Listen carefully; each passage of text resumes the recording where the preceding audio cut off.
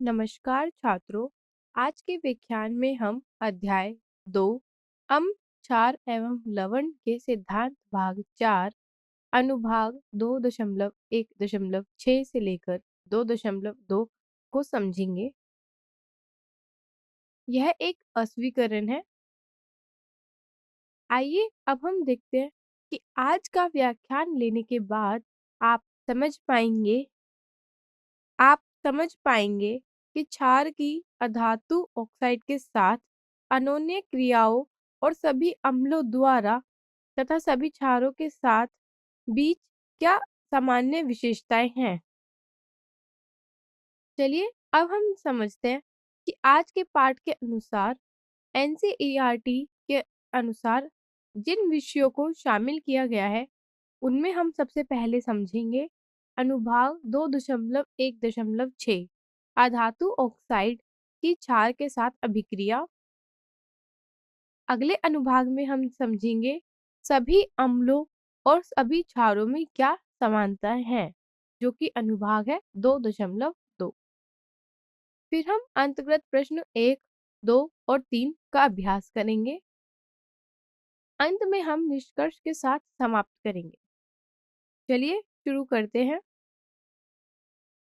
सबसे पहले हम समझते हैं कि अधातु ऑक्साइड की क्षार के साथ अभिक्रिया कैसे होती है। अधातु ऑक्सीजन के साथ अभिक्रिया करके अधातु ऑक्साइड बनाते हैं। आमतौर पर ये अधातु ऑक्साइड अम्लीय प्रकृति के होते हैं।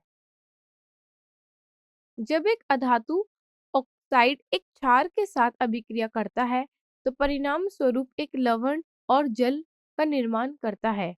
यह अम्ल क्षार उदासीनीकरण अभिक्रिया के समान है। उदाहरण के लिए हम समझते हैं जब कार्बन डाइऑक्साइड सोडियम हाइड्रोक्साइड के साथ अभिक्रिया करता है तो हमें सोडियम कार्बोनेट और पानी प्राप्त होता है। यहाँ पर सोडियम कार्बोनेट एक लवण है और पानी जल है।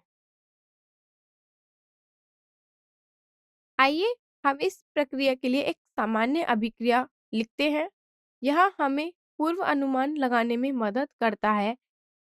जब हम इन प्रकार के रसायनों को मिश्रण करेंगे तो कौन से उत्पाद बनेंगे। यह कई रसायन विज्ञान समस्याओं को हल करने के लिए एक उपयोगी सरल मार्ग है। अब आइए एक विशिष्ट उदाहरण देखते हैं। यहाँ आप देख सकते हैं कि कार्बन डाइऑक्साइड अभिक्रिया करता है सोडियम हाइड्रोक्साइड के साथ और क्या बनाता है, सोडियम कार्बोनेट और H2O जल। यह अभिक्रिया एक क्षार और एक अम्ल के बीच की अभिक्रिया है जिसको हम उदासीनीकरण अभिक्रिया भी कहते हैं, जो यह पुष्टि करता है कि अधातु ऑक्साइड प्रकृति में अम्लीय होते हैं। अब आइए एक गतिविधि 2.8 के द्वारा हम समझते हैं कि यह परीक्षण करने के लिए क्या विभिन्न विलयन जैसे अम्ल, ग्लूकोज और अल्कोहल विद्युत का संचालन करते हैं। आइए इस प्रयोग की प्रक्रिया को देखते हैं। यह महत्वपूर्ण है कि हम प्रत्येक चरण का ध्यान से पालन करेंगे ताकि हम यह देख सकें कि कौन से विलयन विद्युत का संचालन करते हैं और कौन नहीं करते। पहले हमें अपने परीक्षण विलयन को एकीकृत करने की आवश्यकता है। हम ग्लूकोज, अल्कोहल, हाइड्रोक्लोरिक अम्ल और सल्फ्यूरिक अम्ल का उपयोग करेंगे। अगले चरण में हम अपना उपकरण लगाएंगे जिसमें एक कॉर्क पर 2 कीले लगाएं और कॉर्क को 100 ml बीकर में रखें। इसके बाद हमें कीलें जो हैं वो इलेक्ट्रोड के रूप में काम करेंगी, जिससे हम यह परीक्षण कर सकेंगे कि क्या विद्युत उनके बीच के विलयन से होकर बह सकती है। अब हमें तारों का उपयोग करना है और तारों को कीलों से जोड़कर एक 6 वोल्ट की बैटरी से जोड़ना है और परिपथ में हमें एक बल्ब और एक कुंजी लगानी है। यह सेटअप हमें यह देखने में मदद देगा कि जब परिपथ पूरा हो जाता है तो क्या बल्ब जल उठता है या नहीं। जिसका मतलब है कि विद्युत घोल से होकर बह रही है। इसके लिए आप दृश्य चित्र 2.3 देख सकते हैं। यहाँ आप चित्र 2.3 में देख सकते हैं, जब हमने एक पूर्ण सेटअप बनाया तो क्या हुआ, क्या बल्ब जलता है या नहीं। यहाँ पे हमने एक रबड़ का कॉर्क इस्तेमाल किया है। 2 कीलें जो कि एक इलेक्ट्रोड का काम कर रही हैं, उसको एक तार द्वारा जोड़ा गया है, जहाँ पर हमने एक 6 वोल्ट की बैटरी भी लगाई है और उसके साथ हमने क्या जोड़ा है, एक बल्ब और साथ में एक स्विच। इससे पूरा परिपथ पूर्ण हो गया है। अगर यह विलयन विद्युत का संचालन करता है तो क्या हमें दिखाई देगा कि बल्ब जलता है, और अगर यह विलयन विद्युत का संचालन नहीं करता तो हमें बल्ब जलता नहीं दिखाई देगा। चलिए अभी हम इस गतिविधि को जारी रखते हैं। आइए इस प्रक्रिया के आगे चरणों को देखते हैं। सबसे पहले हम बीकर में कुछ तनु हाइड्रोक्लोरिक अम्ल या HCl डालेंगे और फिर धारा चालू करेंगे। तो हम क्या देखते हैं कि बल्ब के साथ क्या होता है। यह हमें दिखाता है कि पानी और में अम्ल कैसे व्यवहार करता है। क्या वे बिजली की बहाव की अनुमति देते हैं। अगले चरण में हम तनु सल्फ्यूरिक अम्ल का उपयोग करके प्रयोग को दोबारा दोहराएंगे और यह हमें तुलना करने में मदद करेगा, क्या सभी अम्ल बिजली का संचालन करते हैं या नहीं। पहले हमने तनु HCl यूज किया था और अब हम तनु H2SO4 यूज कर रहे हैं। दोनों ही हमारे अम्ल हैं। अब तीसरा हम उपयोग करेंगे ग्लूकोज और अल्कोहल घोल के साथ। ये अम्ल नहीं है और हम इस बार देखते हैं कि क्या बल्ब जलेगा या नहीं। यह तुलना हमें विद्युत चालकता के मामले में अम्लों और अन्य पदार्थों के बीच के अंतर को समझने में मदद करेगी। क्या बल्ब सभी मामलों में चमकता है? यह एक मुख्य प्रश्न है, क्योंकि यह बात स्पष्ट करता है कि अम्ल पानी में आयन पैदा करने के कारण बिजली का संचालन करते हैं, जबकि ग्लूकोज और अल्कोहल नहीं करते हैं। चलिए इसी क्रियाकलाप को हम जारी रखते हैं। अब हम देखते हैं कि हमने इस गतिविधि से क्या-क्या अवलोकन किया। सबसे पहले जब हम तनु हाइड्रोक्लोरिक अम्ल या तनु सल्फ्यूरिक अम्ल का उपयोग करते हैं तो हमारे सेटअप में बल्ब जलता है, जो कि हमें यह बताता है कि ये अम्ल बिजली का संचालन कर सकते हैं। कारण यह है कि अम्ल पानी में आयन छोड़ते हैं और ये आयन बिजली के धारा को प्रवाह करते हैं। यहाँ आप चित्र देख सकते हैं जिसमें बल्ब हमें चमकता दिखाई देता है।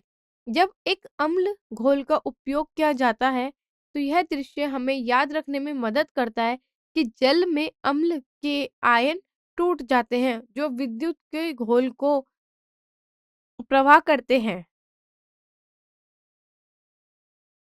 लेकिन जब हम ग्लूकोज या अल्कोहल घोल के साथ वही प्रयोग करते हैं तो बल्ब नहीं चमकता।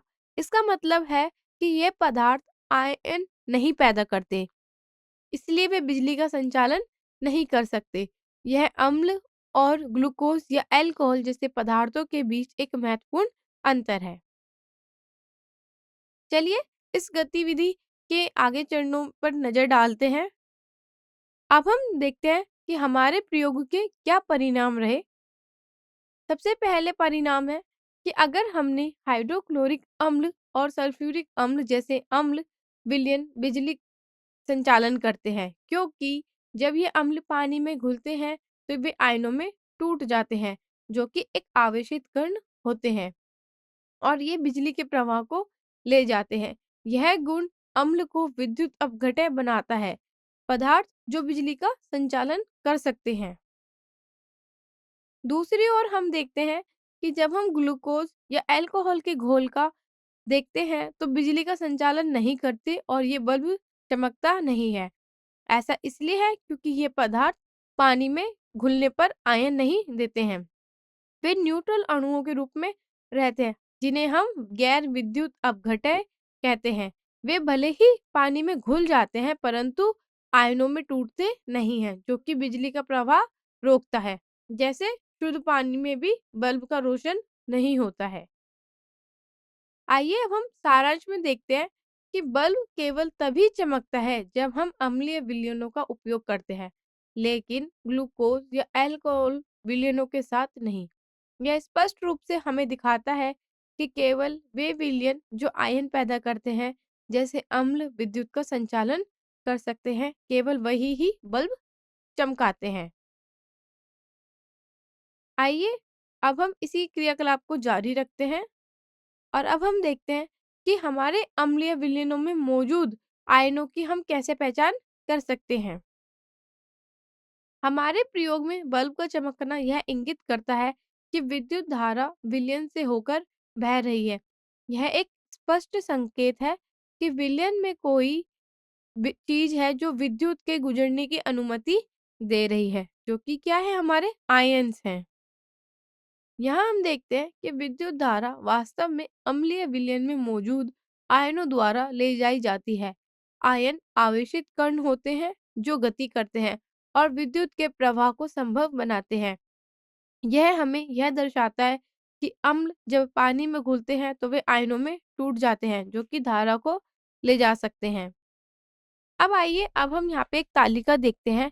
यहाँ पर एक सूची दी है अम्लों की और यहाँ पर दूसरी ओर हमें क्या सूची दी है, एक रणआयनों की, कि किस अम्ल से कौन सा रणआयन मिलता है।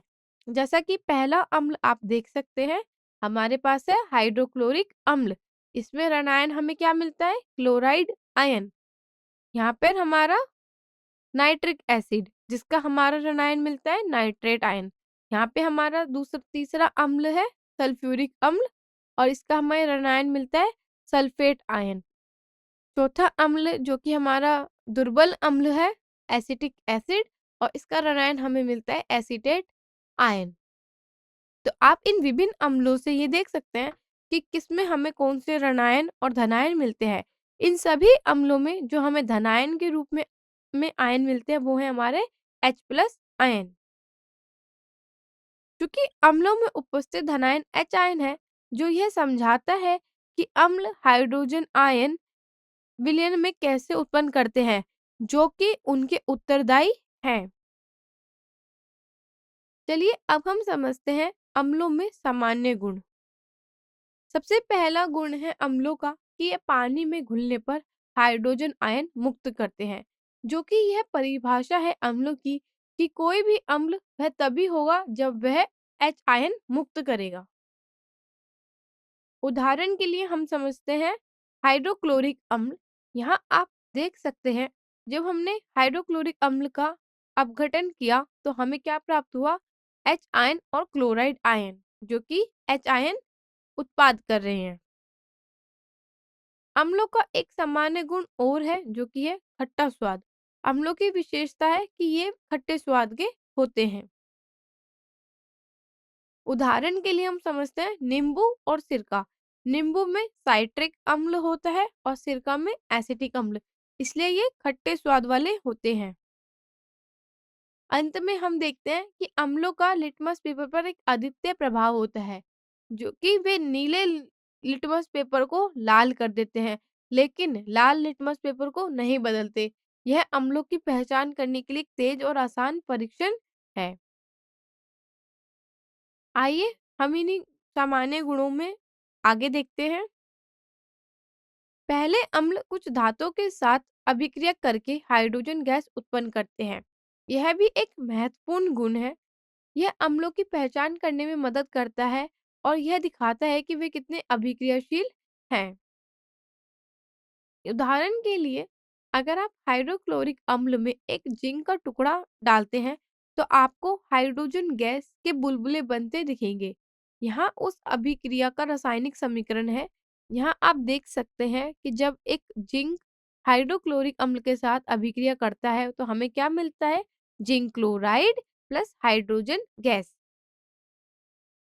यह हाइड्रोजन गैस बुलबुलों के रूप में बाहर निकलती है।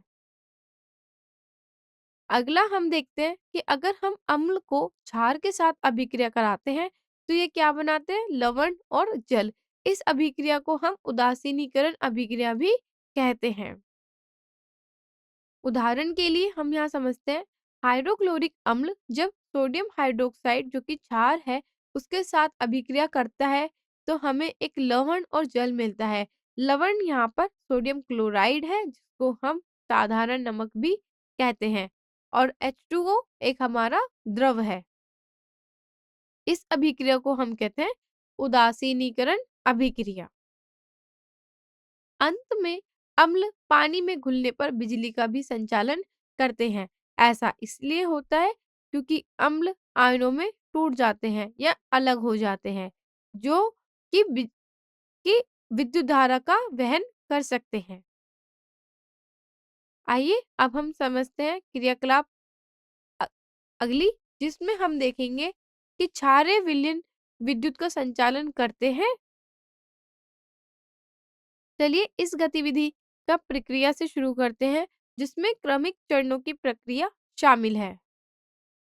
सबसे पहले एक बीकर में सोडियम हाइड्रोक्साइड की थोड़ी मात्रा को लेना है और इसका एक जल में घोलकर एक विलयन बनाना है।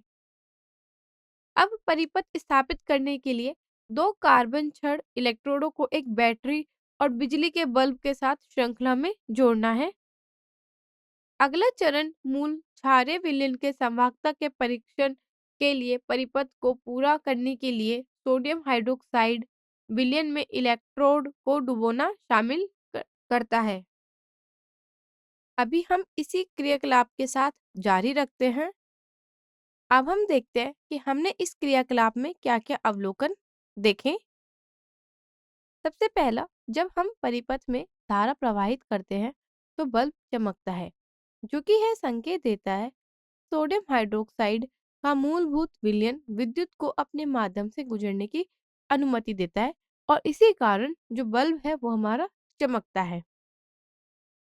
अगला है कि सोडियम हाइड्रोक्साइड विद्युत का संचालन करता है, क्योंकि सोडियम हाइड्रोक्साइड आयनों में विघटित हो जाता है। पहले ये अपने सोडियम आयन और हाइड्रोक्साइड आयन में विघटित हो जाता है, जो कि धारा को उसके माध्यम से बहने की अनुमति देता है।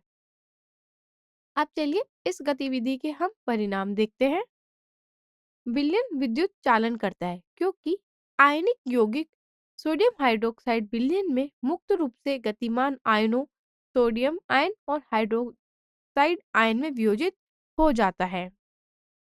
आयन उत्पन्न करने वाले आवेश वाहक के रूप में कार्य कर सकते हैं, जिससे विद्युत धारा का घोल के माध्यम से प्रवाहित होने की अनुमति मिलती है, और इसके कारण परिपथ में बल्ब जल रहा है, जो यह दर्शाता है कि यह विद्युत चालकता करता है।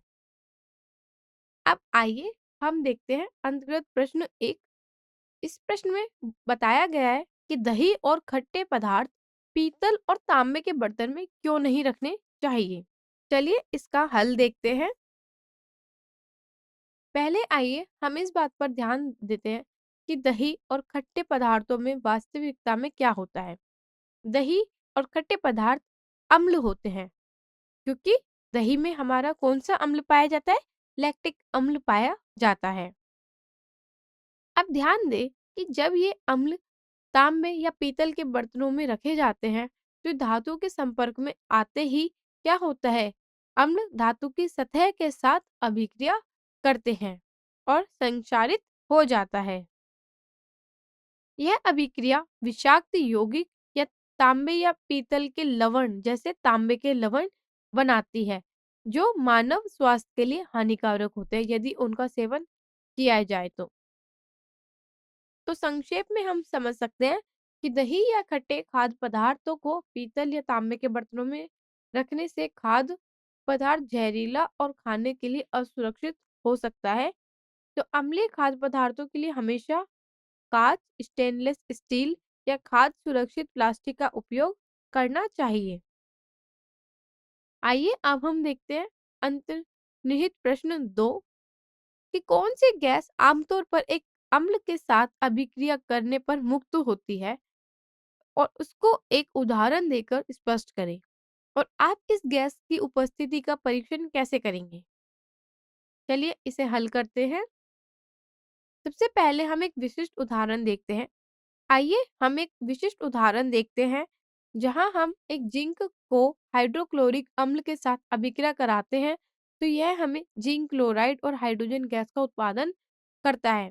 यह एक शास्त्रीय अभिक्रिया है जो हमें यह समझने में मदद करती है कि अम्ल धातु के साथ कैसे अभिक्रिया करते हैं।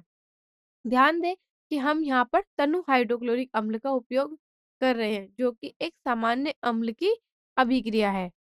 अभिक्रिया इस प्रकार है कि यहाँ पर जिंक ठोस अवस्था में जब हाइड्रोक्लोरिक अम्ल जलीय अवस्था से अभिक्रिया करता है, तो यह जिंक क्लोराइड जलीय अवस्था में और हाइड्रोजन गैस उत्पाद करता है। तो आइए अब हम देखते हैं कि हम इस हाइड्रोजन गैस का कैसे परीक्षण कर सकते हैं।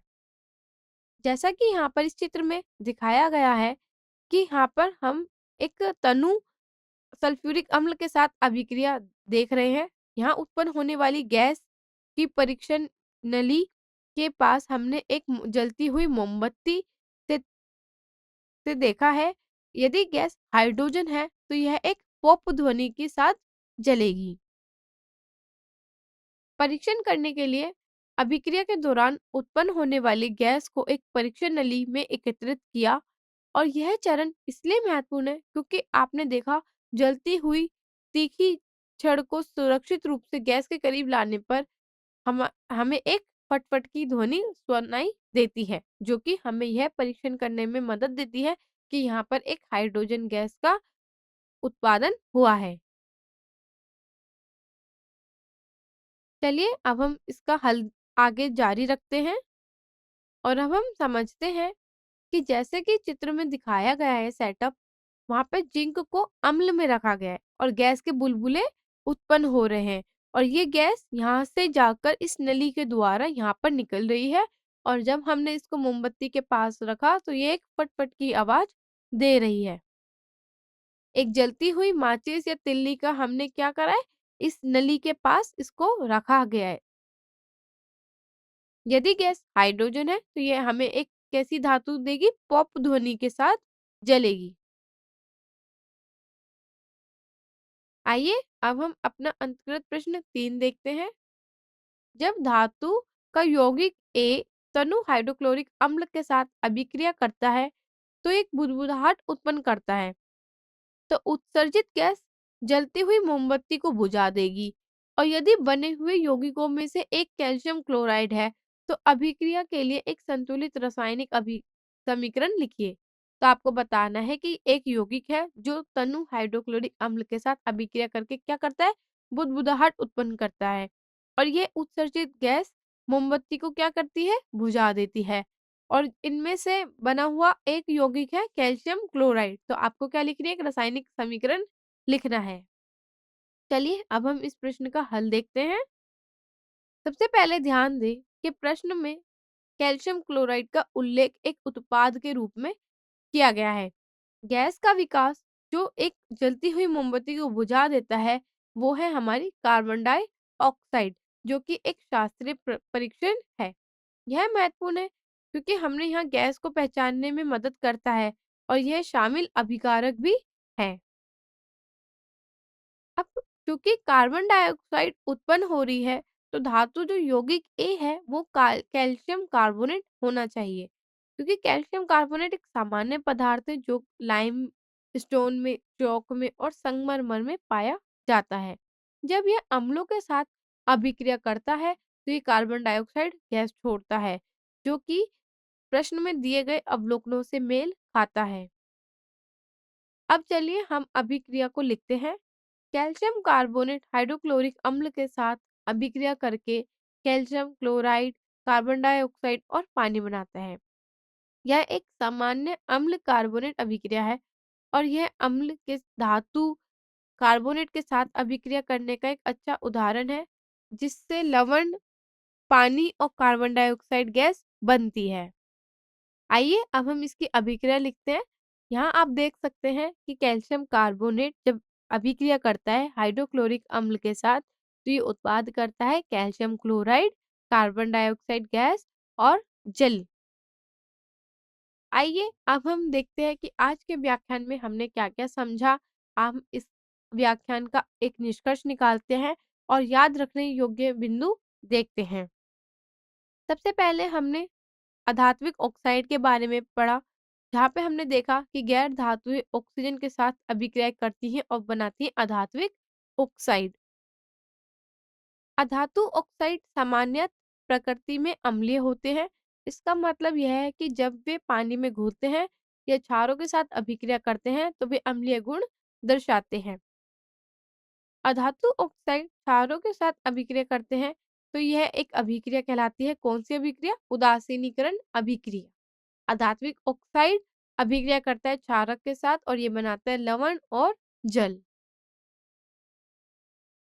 जल के साथ अभिक्रिया करके ये क्या करते हैं? अम्ल उत्पन्न करते हैं, जिन्हें प्राय हम ऑक्सी अम्ल भी कहते हैं। उदाहरण के लिए जब सल्फर डाइऑक्साइड जल में घुलता है तो ये सल्फ्यूरस अम्ल बनाता है।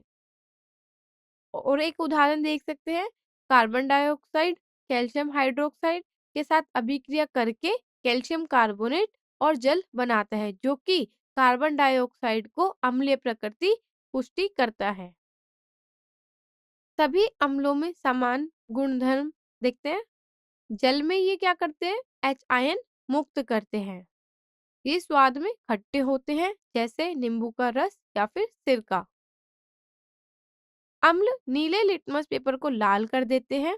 यह प्रयोगशाला में अम्लीय विलयन की पहचान के लिए उपयोग किए जाने वाला एक शास्त्रीय परीक्षण है और ये विलयन में विद्युत का संचालन भी करते हैं। ध्यान के लिए धन्यवाद। मुझे उम्मीद है आपको यह व्याख्यान समझ में आया होगा।